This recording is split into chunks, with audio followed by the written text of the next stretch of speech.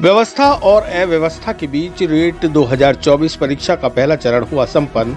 2 पारियों में आयोजित परीक्षा के दौरान चेकिंग के साथ परीक्षार्थियों को दिया गया प्रवेश, तो वहीं बस स्टैंड पर बिगड़े हालात। राजस्थान माध्यमिक शिक्षा बोर्ड द्वारा आयोजित 2 दिवसीय राजस्थान अध्यापक पात्रता परीक्षा रीट 2024 के तहत 27 फरवरी गुरुवार को अजमेर के 57 परीक्षा केंद्रों पर 2 पारियों में परीक्षा का आयोजन किया गया। पहली परीक्षा में परीक्षार्थियों को सुबह 9 बजे तक एंट्री दी गई। हर परीक्षा केंद्र पर सघन चेकिंग के बाद ही परीक्षार्थियों को प्रवेश दिया गया। सुबह की परीक्षा के लिए बाहर व दूर दराज से आने वाले सभी परीक्षार्थियों रात को ही पहुंच गए थे। ऐसे में बस स्टैंड और रेलवे स्टेशन पर परीक्षार्थियों की भारी भीड़ नजर आई। सुबह निर्धारित समय से पहले ही परीक्षार्थी अपने सेंटर पर पहुंच गए। परीक्षा केंद्रों पर 1 घंटे पहले एंट्री प्रदान की गई। केंद्रों पर एंट्री से पहले कैंडिडेट्स की कड़ी जांच की गई। महिलाओं की ज्वेलरी, हाथ में बंधे धागे और कपड़ों पर लगे एक्स्ट्रा बटन तक काट दिए गए। परीक्षा में सेंटर्स में एंट्री से पहले कैंडिडेट्स की कड़ी जांच की गई। महिलाओं की ज्वेलरी, हाथ में बंधे धागे, कपड़े पर लगे एक्स्ट्रा बटन आदि हटाए गए। अजमेर के एक सेंटर पर महिला कैंडिडेट की नोच पिन नहीं खुली तो उस पर टेप चिपकाया गया।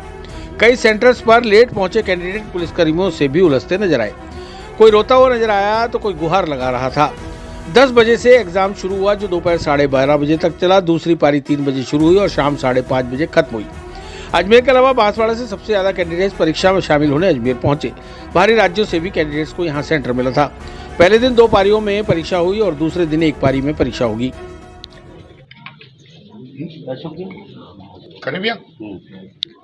सर, किस तरह से पूरी एग्जाम को कंडक्ट करवाया जा रहा है?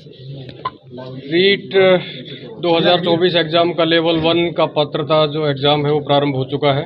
सभी जिला मुख्यालयों के ऊपर जो केंद्र बनाए गए थे जिला परिषद संचालन समिति के माध्यम से, वो सभी जगह सफलतापूर्वक सुगमता से प्रारंभ हो चुका है।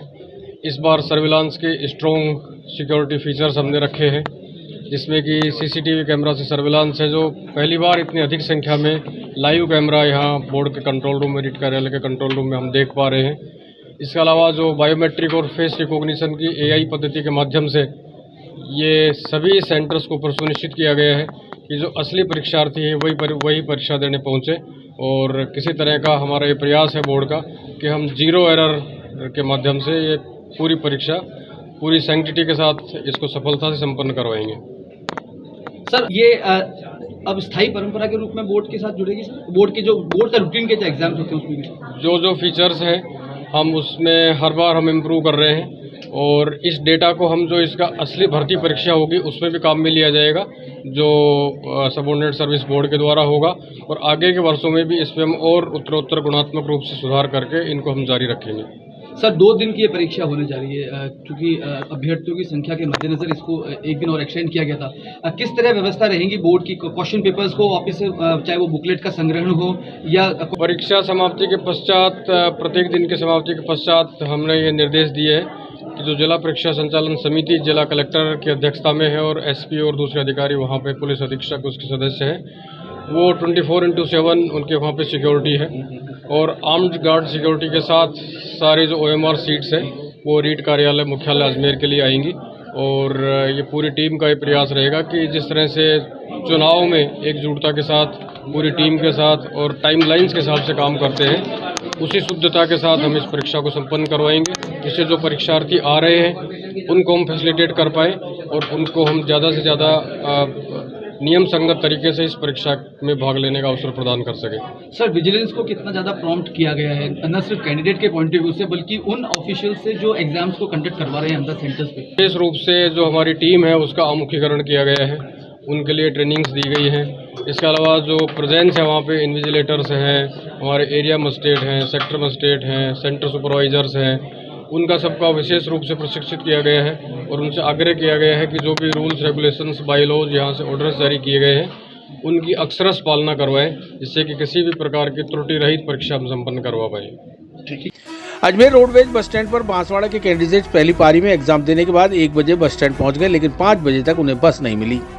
अजमेर बस स्टैंड पर लगभग 5 घंटे तक बैठे रहे अभ्यर्थियों ने बसों की उपलब्धता नहीं होने पर हंगामा खड़ा कर दिया। कैंडिडेट्स की संख्या के हिसाब से बसें कम पड़ रही थी, इस कारण करीब 200 कैंडिडेट्स ने विरोध प्रदर्शन शुरू कर दिया। स्थिति को नियंत्रित करने के लिए अजमेर पुलिस ने एक प्रदर्शनकारी को हिरासत में ले लिया। प्रदर्शन कर रहे कैंडिडेट्स का कहना है कि पिछले 4 घंटे से बस का इंतजार कर रहे हैं, लेकिन बसों में जगह ही नहीं मिल रही। जिस हिसाब से बांसवाड़ा के 7000 स्टूडेंट्स का अजमेर में एग्जाम सेंटर बनाया गया था, उस हिसाब से बांसवाड़ा के लिए बसों की व्यवस्था नहीं की गई। किस तरह की परेशानी हो रही है? सर बहुत परेशानी है। मैं बांसवाड़ा से आया हूँ। बांसवाड़ा से पहले पत्रिका में दिया हुआ था कि 50 बजे लगाइए, एक बस भी नहीं है। हम 9 घंटे हुए हमारी यात्रा करते हुए, 9 घंटे। फिर यहाँ के अपने एग्जाम दिया, वहां से पैदल चल के आ रहे, बिल्कुल भी व्यवस्था नहीं है। 2 बसें बिल्कुल भर, ये पुलिस वालों ने बच्चों को मार, पूरा परेशान हो गया पूरा। सर बच्चे परेशान है। तो यहाँ पर बसें वगैरह अतिरिक्त नहीं लगी है। वेट कर कब से घंटा पर हो गया, बस मिली नहीं हमें, अभी तक नहीं मिली है। इतना बड़ा पेपर है तो यहाँ पर प्रशासन को अतिरिक्त बसें लगानी चाहिए। बिल्कुल लगानी चाहिए थी, बस अतिरिक्त लगानी चाहिए थी। कहाँ जाओगे आप लोग? बांसवाड़ा। क्या नाम है आपका? कीर्तिश। अच्छा, महिलाओं को किस तरह से परेशानी हुई? महिलाएं तो बैठेंगी पड़े। सर महिलाओं को तो हमको नहीं बैठने को मिले, महिला कहाँ से बैठेंगी? तो महिला कहाँ से बैठेगी? कहाँ जाना है? किस तरह की परेशानी हो रही है? क्या है? कोई परेशानी नहीं, बस नहीं है ना। बस कल बस एग्जाम है, एग्जाम को लेके भेजेंगे। ये एग्जाम के लिए आया हुआ बच्चे लोग। तो कितनी देर हो गई बसें क्यों नहीं मिल पाई? बस लग नहीं रही ना, अभी आई नहीं। हम लोग आधे घंटे से यहाँ पर खड़े हैं। भीड़ बहुत हो रही है। रोज वाली बसेस होती है जो डामन वो भी नहीं जा रही है, और भीड़ के कारण जगह वगैरह सीट भी नहीं ले रहे हैं। क्या कारण है भीड़ हो रही है आज? पता नहीं, गलती इसका सही से नहीं लगा रहा है। एग्जाम के चक्कर में ये लोग कर रहे हैं। मतलब कितनी देर से खड़े हो आप? आधा घंटा, एक आधा घंटा। नाम बताइए।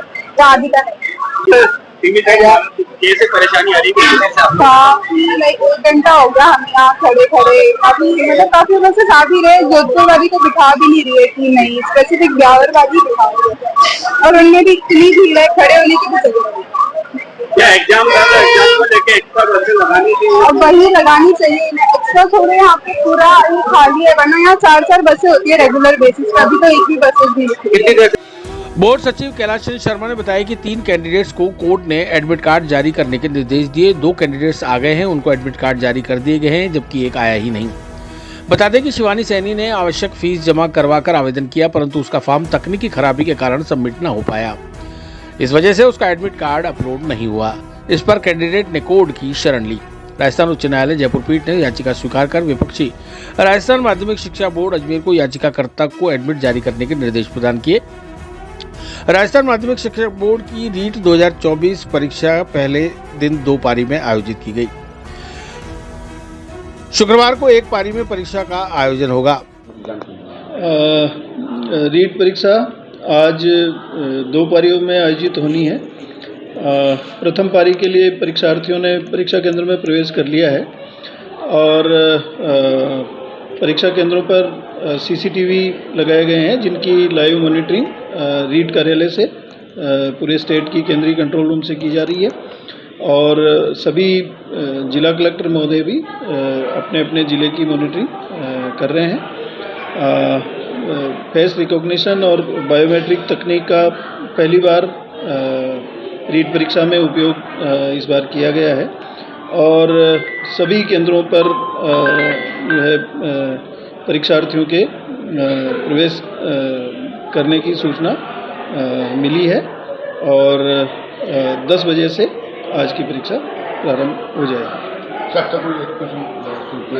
नहीं, कहीं से किसी प्रकार की किसी अप्रिय या अवांछित घटना की सूचना प्राप्त नहीं है। सभी जगह से शांतिपूर्ण ढंग से कार्रवाई चल रही है।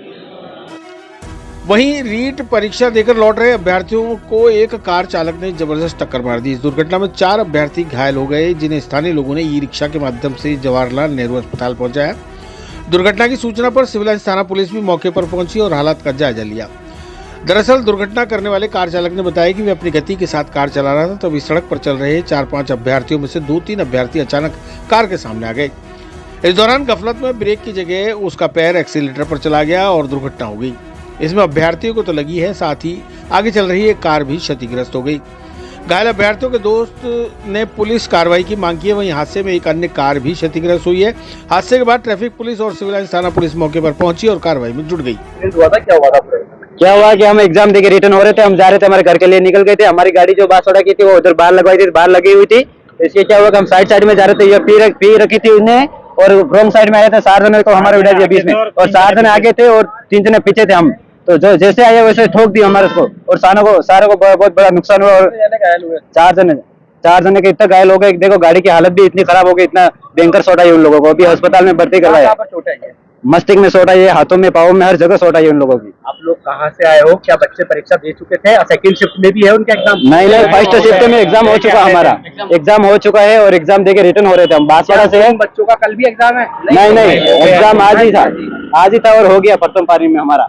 अभी सभी घायल कहाँ है? अभी सभी घायल हॉस्पिटल ले गई। खड़ी हुई थी, क्या हुआ? मेरी गाड़ी यहीं खड़ी थी, मेरे आगे एक पिकअप खड़ी थी। मैं छाया में खड़ा हुआ, आके जैसे ही आके खड़ा हुआ 2-5 मिनट बैठा था और पीछे से ये वाली गाड़ी आई, एकदम धड़ाम से मेरी गाड़ी में ठुकी। मैं उठ के बाहर आया, जब तक 3-4 लोग बाहर पड़े हुए थे, एक उधर पड़े थे, घायल हुए काफी, उनके सर में हाथ में चोट आई थी। और मैं जैसे ही निकला, वो खुद भी अंदर, उसके खुद के भी लगी थी थोड़ी सी, तो वो भी बैठा था अंदर ही। बस इतना ही हुआ सर, मेरे को एकदम जान नहीं पड़ा कि क्या हुआ क्या नहीं हुआ, एकदम बाहर निकल के आया जब तक। कौन सी गाड़ी? ये अल्टो है, ये अपने ये आई एकदम से, ये ठुकी। मेरे आगे वो पिकअप खड़ी थी मेरी वाली गाड़ी, उसमें आगे मेरी गाड़ी में आगे से बोनट, लाइट वगैरह, बम्पर ये ठुका है, पीछे से बम्पर, लाइट, डिग्गी वगैरह ये नुकसान हुआ है। हुआ क्या? हुआ कुछ नहीं, 2 जने मेरे सामने आ गए एकदम से। मैं सही चल रहा था, धीरे स्पीड में चल रहा था। वो 2 जने दोनों गले में हाथ डाल के बातें करते हुए चल रहे थे और एकदम मेरे सामने आ गए वो। तो मेरे सामने आने गए तो मैंने ब्रेक मारा, ब्रेक की जगह एक्सीलेटर घबराहट में एक्सीलेटर दबा, एक्सीलेटर दबने से वो गाड़ी उस गाड़ी में ठुक गई। बस इतना। कहाँ रहते हो आप? गुलाबबाड़ी रहते हैं। क्या नाम है आपका? मैं भैया बहुत पुराना ड्राइवर हूँ, आज का चला हुआ। नाम बता दीजिए। चिरंजीवी भव भाग 1 7 चिरंजीवियों के रहस्य की वैज्ञानिक खोज करें। नरेश राघानी मधुकर की चिरंजीवी भव विज्ञान कथा और पौराणिक कथाओं का एक असाधारण मिश्रण है, जो आपको प्राचीन हिंदू पुराणों के माध्यम से एक रोमांचकारी यात्रा पर ले चलेगी। हिंदी और अंग्रेजी में उपलब्ध है। अपनी कॉपी आज ही बुक करें।